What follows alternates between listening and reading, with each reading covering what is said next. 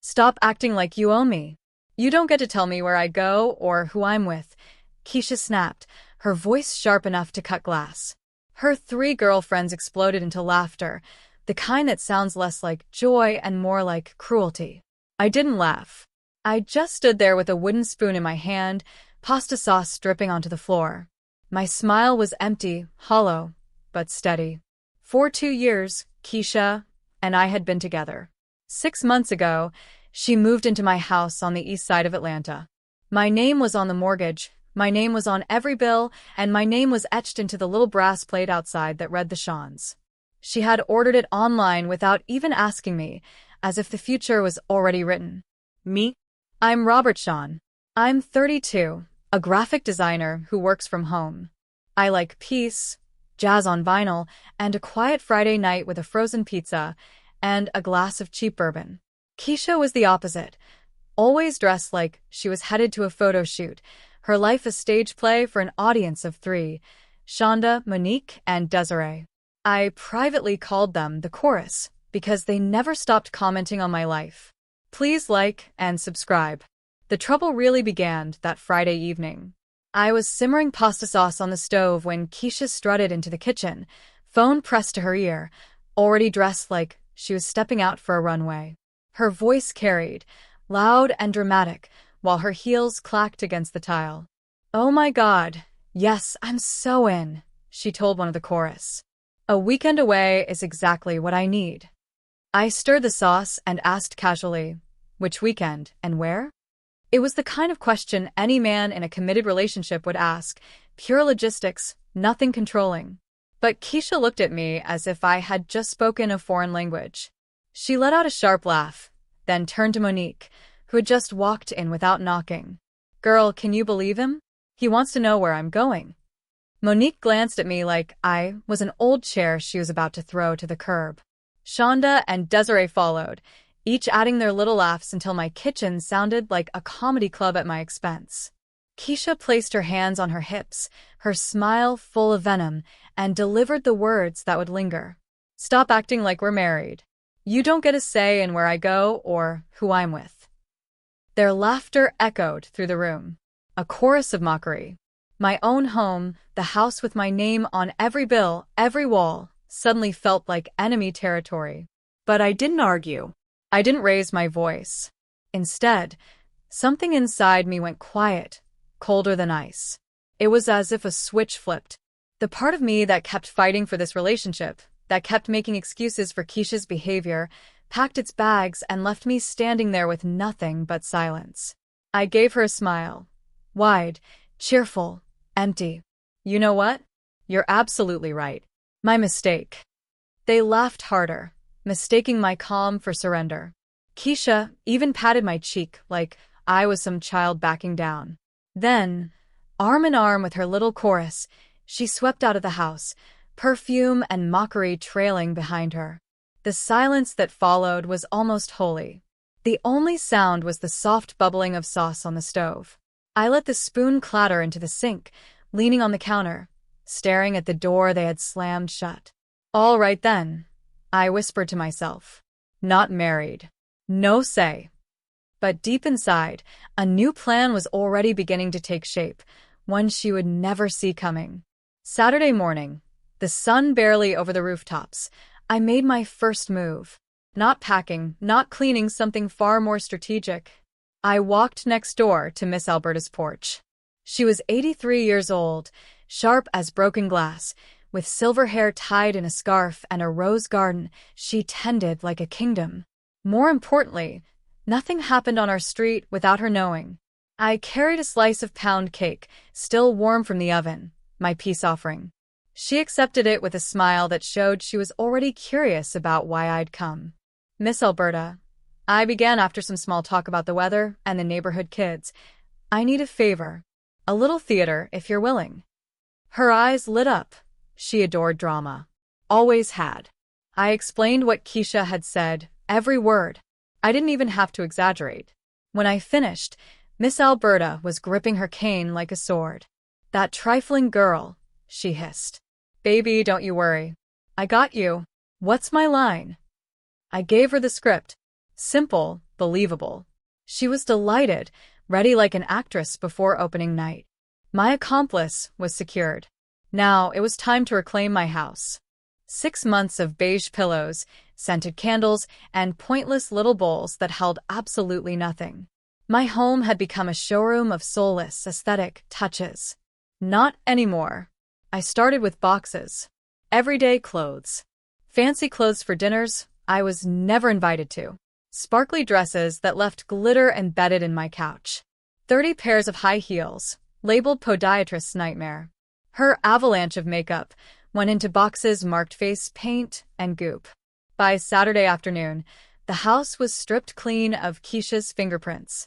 I hired 2 guys from a moving app to load everything into a small storage unit. Paid for a month in advance. Generous, considering her we're not married declaration. Then came the fun. I rolled up her beige rug and replaced it with one that looked like a basketball court. Her sterile white sofa? Sold online. In its place, I bought a massive black recliner couch with 12 cup holders. A busted pinball machine I found cheap lit up my living room like an arcade. Finally, I visited the shelter. An hour later, I walked out with King, an enormous mastiff with a head bigger than my chest. By nightfall, he was snoring on my new couch like he'd always lived there. Sunday evening. The calm before the storm. I sat with King's massive head in my lap, the glow from the busted pinball machine flickering across the room. Beer in one hand, remote in the other, I changed the Wi-Fi name to get your own internet. The password? Not married all. When the doorbell camera chimed at 9 p.m., I already knew who it was. Keisha.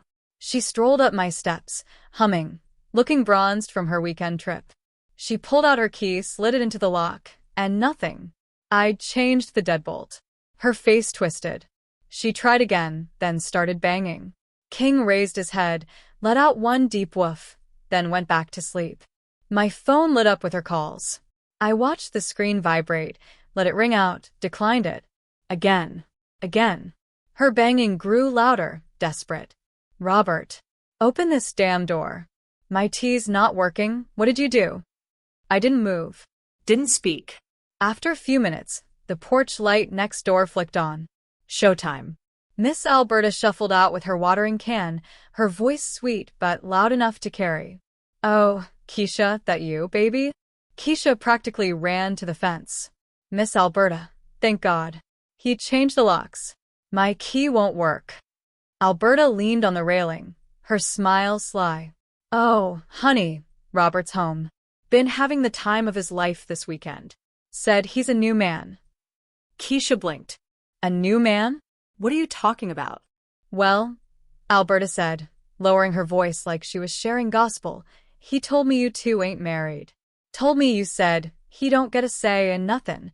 So he decided to celebrate his freedom. Redecorated everything. Real man's house now, very rugged. Keisha froze, her mouth hanging open. And the best part? Alberta pressed on, clearly enjoying herself. He got himself a dog. Big, beautiful boy named King. Said he wanted loyalty in the house. Someone who don't talk back. Through the window, I watched Keisha's face crumble. She pressed her forehead against the glass, her eyes darting across my living room. The basketball rug, the pinball machine. King sprawled across the sofa where she used to sit. She screamed. A mix between rage and heartbreak. My phone buzzed with all-caps texts. I responded with one simple message. You said stop acting married. I agree. Your stuff is in storage. Unit 52. 1 month. I blocked her number before she could reply. The camera caught the meltdown in full. Keisha threw her phone onto my lawn, screaming curses, pounding on the door like she was trying to break it down. For 10 minutes she ranted, until Monique pulled up to collect her. The car screeched away, her voice still echoing down the block. The next morning, the social media storm began. Posts dripping with pity. Sometimes men just can't handle a strong woman. Sad songs playing in the background of her Instagram stories. Hashtags about betrayal, toxicity, and choosing yourself. I let her go on for 2 days. Let her play victim while her chorus reposted and echoed the lies. Then I dropped my own post. A photo album. First, my old living room. Beige couch, empty bowls, lifeless decor. Caption: before. Second, the new setup. Black recliner couch, basketball rug, king looking majestic. Caption: after. Final picture: a selfie of me and King, both of us smiling. Caption: not married. No say. No stay. It was a bomb. Mutual friends started laughing, resharing, calling it poetic justice. The truth spread faster than her lies. And just like that, the chorus went quiet. The fallout hit Keisha harder than I expected. She moved in with Monique, but that lasted less than a week. Apparently, Keisha's constant complaining and refusal to chip in for rent wore thin fast. Word around the block was that Monique snapped and told her to pack her bags. So Keisha went crawling back to her parents, 3 hours away in Macon. A week later, I got a letter from a lawyer claiming I had wrongfully withheld her property and made her homeless. My own lawyer sent back copies of the mortgage, the utility bills, and a polite note asking if Keisha intended to reimburse me for 6 months of rent, food, and electricity she'd consumed as a non-married houseguest. We never heard from them again. Meanwhile, King and I settled into our rhythm. Early morning walks, late-night movies. My house, once a beige prison, was now alive again.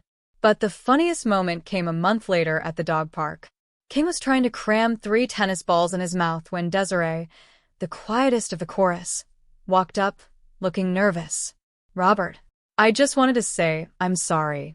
That night, we were wrong." I shrugged. Keisha said it herself. I just believed her. Desiree looked down, kicking at the grass. "She still calls me sometimes. Said it's all your fault she had to move back in with her parents. Said you ruined her life." I couldn't help but chuckle. Funny. I didn't ruin anything. I just stepped out of her way. Her eyes softened, almost relieved, like she'd been waiting for me to say that. She glanced at King, still drooling over his pile of tennis balls.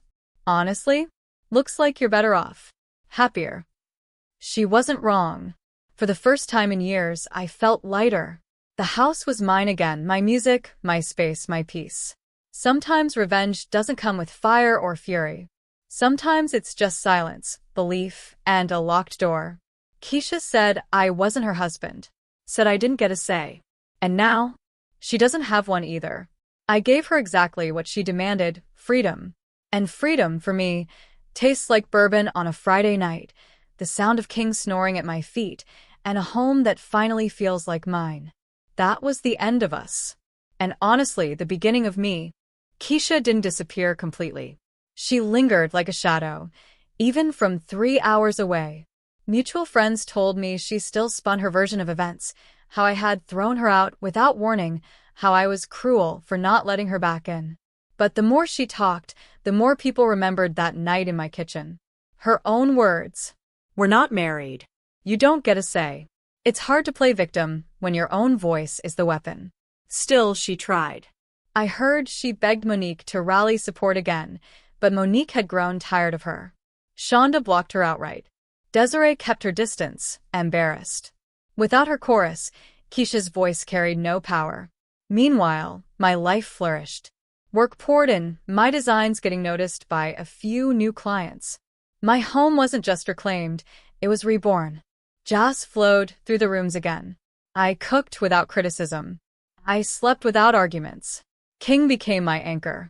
He had this way of pressing his head against my chest when I felt the old anger creeping back. Like he was reminding me, "You won. Let it go." And for the first time, I almost believed it. But peace doesn't erase the past. It lingers. Some nights, when the house was too quiet, I'd remember the look on Keisha's face that night, the mix of rage and disbelief. It wasn't heartbreak. It was shock. Shock that I finally believed her words. For 2 years, I let her dictate the terms. Her outfits, her chorus, her constant belittling. Always swallowing my pride to keep the peace. But peace with Keisha had never been real. It was performance. I was just her stagehand, setting up the props. When she told me to stop acting married, she cut the last string holding us together. Revenge wasn't the plan at first. But in silence, I discovered something stronger than fury, clarity. I thought about her parents, how they welcomed her back reluctantly.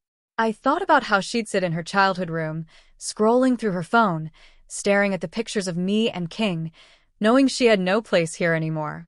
I didn't need to punish her. Life already had. What I needed was to step forward, to figure out who I was without her shadow. And that thought terrified me as much as it freed me. A month after she left, the quiet shifted from strange to sacred. I invited friends over again. Real friends, the ones who never judged me for wanting a simple life.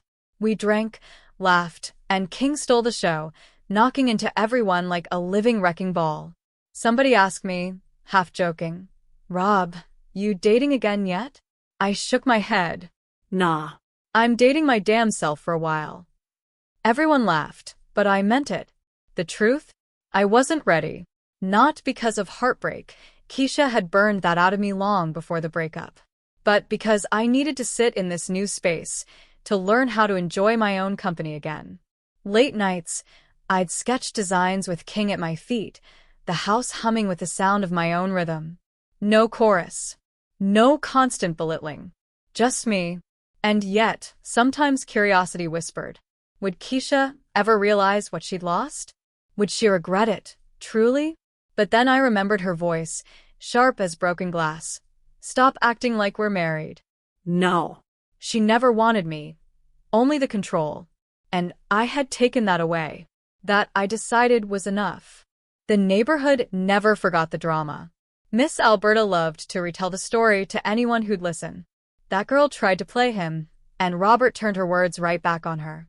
Smooth as butter, she'd say, cackling on her porch. At first, I worried about being the center of gossip. But soon I realized it worked in my favor. Keisha had tried to make me the villain. Instead, people admired me for standing my ground. One afternoon, while walking King, I passed a couple of neighbors grilling in their yard. They raised their beers and said, "Stay strong, brother." I laughed, but deep down it struck me. Strength doesn't always come with shouting or fists. Sometimes it's just patience. Letting someone show you who they are, and then believing them. Keisha had shown me 1,000 times, but I hadn't believed until the very end. That was my lesson. The scars she left weren't visible.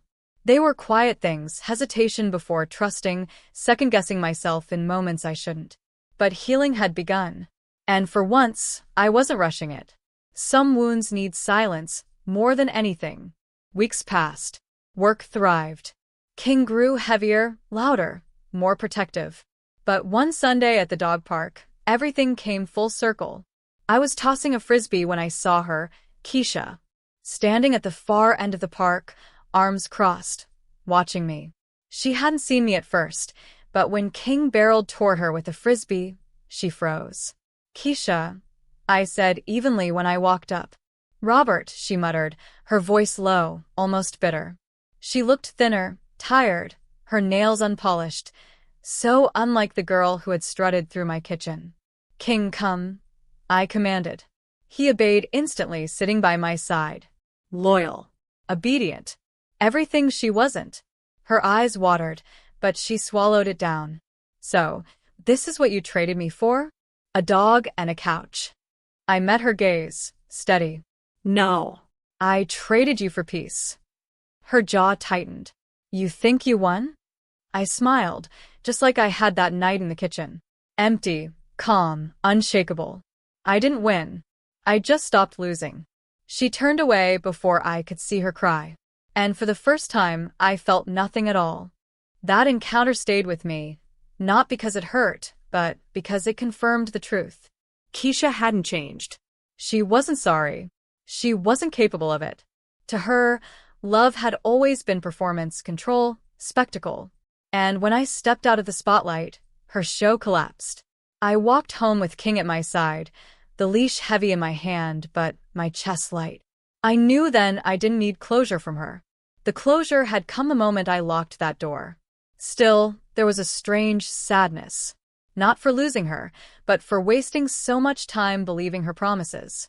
Back home, I poured a drink, sank into my recliner, and stared at the ceiling. Then King leapt onto the couch, nearly knocking the glass from my hand. He sprawled across my lap, drool dripping onto my shirt, snoring like a chainsaw. I laughed until I cried. That's when it hit me. Revenge hadn't been locking her out. Revenge hadn't been the photos or the gossip. The real revenge was this, my peace, my laughter, my freedom. And Keisha? She'd never touch any of it again. Months slipped by. Seasons shifted.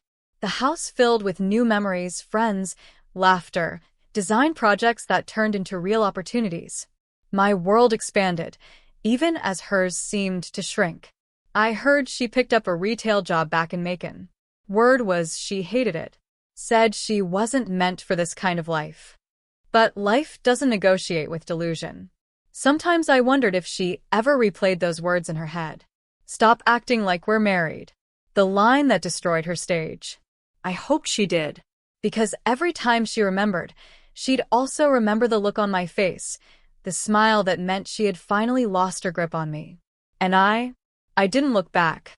King grew into a gentle giant, loyal to the bone. He was all the company I needed. Women came and went, interested at first, but I wasn't rushing. For the first time, I wasn't living to please anyone but myself. Keisha had wanted me small, quiet, a prop. Instead, she created something else, someone stronger. Someone who could laugh at his own freedom. And there was no one doing that. Looking back now, it all feels like a lesson written in fire. Keisha thought she broke me that night in the kitchen. Surrounded by her chorus, she mocked me in my own home. But in truth, she gave me the sharpest gift possible, clarity. She told me who she was. She told me what our love meant to her. And I finally believed her. Revenge wasn't about hurting her. It wasn't even about proving myself. Revenge was listening, believing, walking away with my dignity intact. My house is no longer beige. It's filled with color, laughter, and King's thunderous snores. My life is no longer heavy with pretending. It's simple, Free. Sometimes, at night, I hear echoes of her laughter, the mockery in her voice. But then King stirs, rests his head on my chest, and everything goes quiet again. That's when I realize she has no power here. Not anymore. She said I didn't get a say. And now, truly, she doesn't either. And with that, our story ended. What began as betrayal became transformation. And that transformation? That was my real happy ending. Please don't forget to like, drop a comment, and subscribe for more stories.